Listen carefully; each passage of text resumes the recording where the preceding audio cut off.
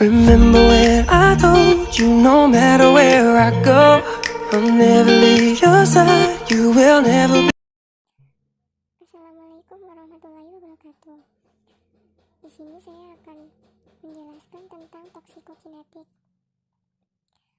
Definisi toksikokinetik.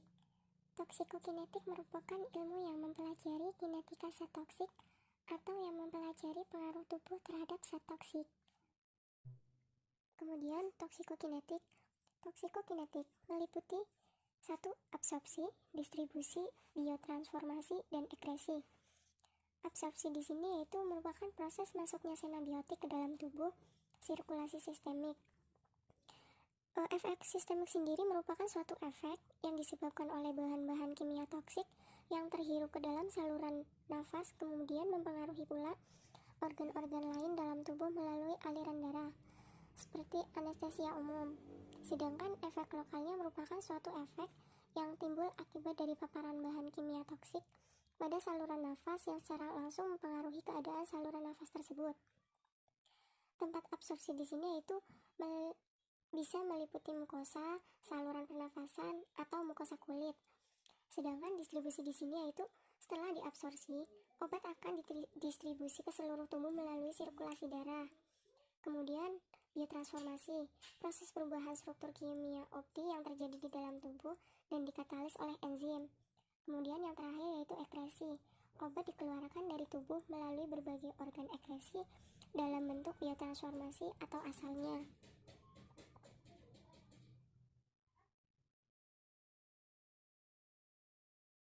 Selanjutnya yaitu efisiensi penyerapan tergantung pada cara pemberian, yaitu cara pemberian oral. Cara pemberian obat peroral di sini yaitu dengan cara tempat absorpsi utama adalah usus halus. Kenapa usus halus sebagai tempat utama? Karena ia memiliki permukaan absorpsi yang sangat luas. Kemudian pemberian obat di bawah lidah. Pemberian obat di bawah lidah hanya untuk obat yang sangat larut dalam lemak, karena luas permukaan absorpsinya kecil, sehingga obat harus melarut dan diabsorpsi kecil. Misalnya nitrogliserin, karena darah dari mulut langsung ke vena cava superior dan tidak melalui vena porta, maka yang obat yang diberikan subliminal ini tidak mengalami metabolisme lintas pertama oleh hati. Kemudian pemberian melalui rektal. Misalnya pada pasien yang tidak sadar atau muntah, hanya 50% darah dari rektum yang melalui vena porta, sehingga eliminasi lintas pertama oleh hati juga hanya 50%. Akan tetapi, absorpsi obat melalui mukosa rektum seringkali tidak teratur dan tidak lengkap. Selanjutnya yaitu distribusi. Distribusi di sini yaitu proses obat dari sirkulasi ke jaringan atau sel sasaran. Faktor yang mempengaruhi pendistribusian obat yaitu ada 2, aliran darah dan permeabilitas kapiler. Aliran darah yaitu kecepatan alir darah yang bervariasi karena distribusi output jantung ke organ-organ tidak sama.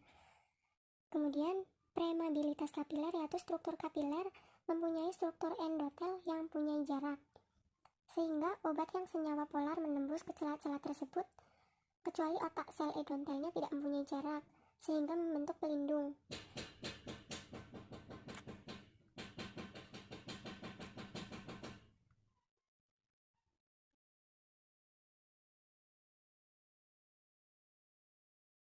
Selanjutnya yaitu metabolisme. Metabolisme obat terutama terjadi di hati, yakni di membran retikulum, endoplasma mikrosom, dan sitosol. Reaksi metabolisme terdiri dari fase 1 dan 2 yang memiliki kerjanya masing-masing. 1. Fase 1 berfungsi untuk mengubah molekul lipofilik menjadi molekul yang lebih polar dengan cara menambahkan polar atau membuka gugus polar seperti OH dan NH2.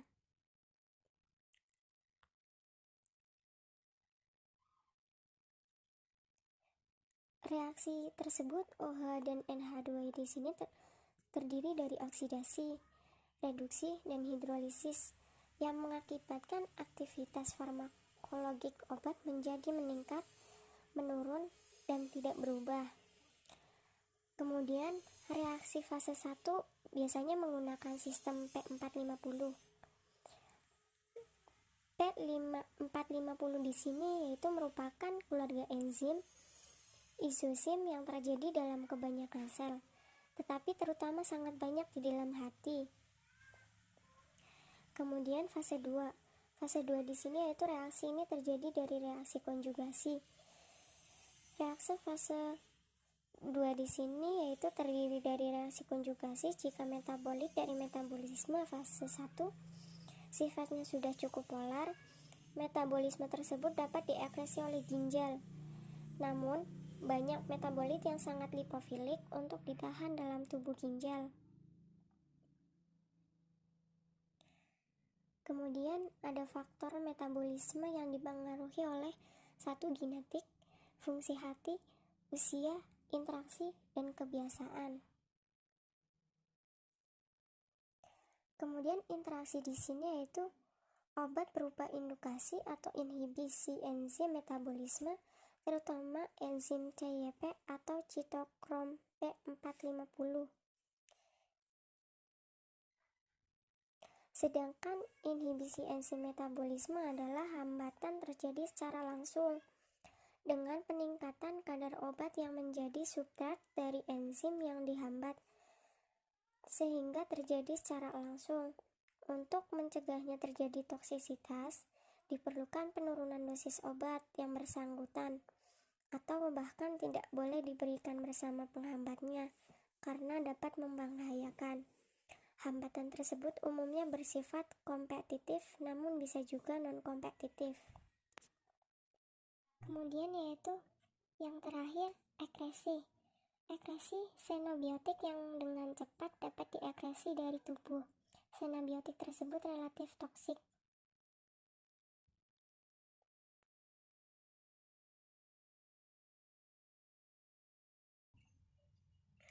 Selanjutnya yaitu review jurnal. Review jurnal di sini yaitu berjudul EDTA sebagai agen proteksi ginjal pada tikus yang dipapar timbal asetat. Kemudian abstrak di sini yaitu logam berat timbal adalah salah satu logam berat yang bersifat toksik dan ethylene diamine tetraacetic acid atau disingkat EDTA merupakan salah satu senyawa penghelat timbal.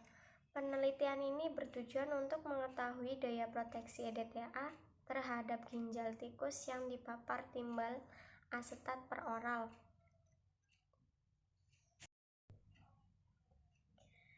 Kemudian, penelitian ini menggunakan post-test control group design. 25 ekor tikus putih galur dibagi menjadi 5 kelompok, yaitu kelompok kontrol dan kontrol negatif diberi PB asetat 175 mg per BB. Kemudian kelompok perlakuan dipapar PB asetat 175 mg kilogram per BB dan EDTA masing-masingnya yaitu 50, 150, 250 mg per BB.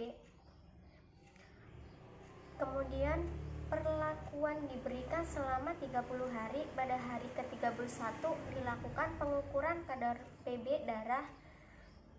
Kemudian tikus dideterminasi dan diambil organ ginjal untuk dianalisis tingkat kerusakan jaringannya.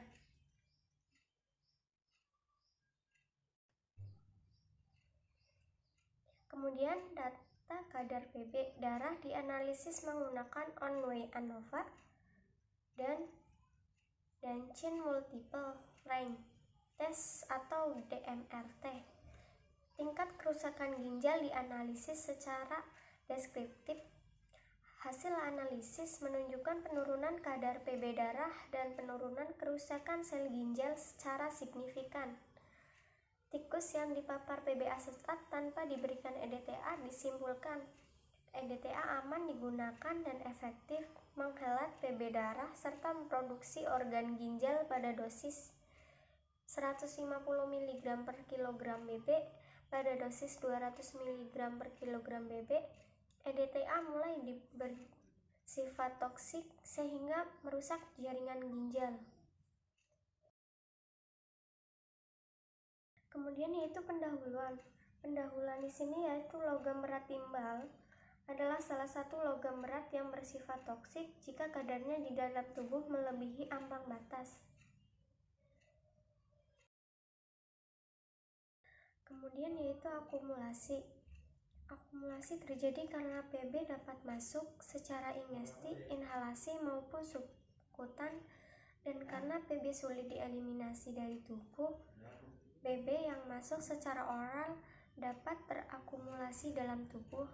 Pada orang dewasa, Pb yang diabsorpsi melalui usus sekitar 5-15%. Kemudian ion Pb yang tidak terikat pada jaringan akan diekresikan melalui urin dan keringat. Jika kadar Pb di dalam tubuh terlalu tinggi, maka sebagian akan dikeluarkan melalui feses.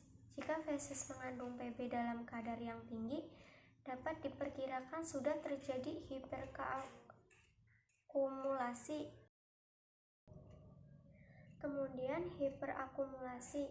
Hiperakumulasi di sini yaitu di dalam tubuh akan mengganggu fungsi tubuh dengan menimbulkan efek toksik pada setiap sistem tubuh. Selanjutnya yaitu kesimpulan. Kesimpulan yaitu pemberian EDTA dosis 150 mg aman digunakan dan paling efektif menghelat ion Pb sehingga mampu menurunkan kadar Pb darah dan memproteksi ginjal tikus yang dipapar Pb asetat. Kemudian EDTA pada dosis 250 mg Bb mampu menurunkan kadar Pb darah namun mulai bersifat toksik dan tidak mampu memproteksi ginjal. Perlu dilakukan penelitian lebih lanjut tentang efek tingginya kadar Pb dalam darah tikus terhadap kerusakan organ lainnya, baik struktur maupun fungsinya. Semakin tinggi dosis EDTA dapat menimbulkan efek toksik, sehingga perlu dicari bahan penghelat logam berat yang lebih aman dari EDTA.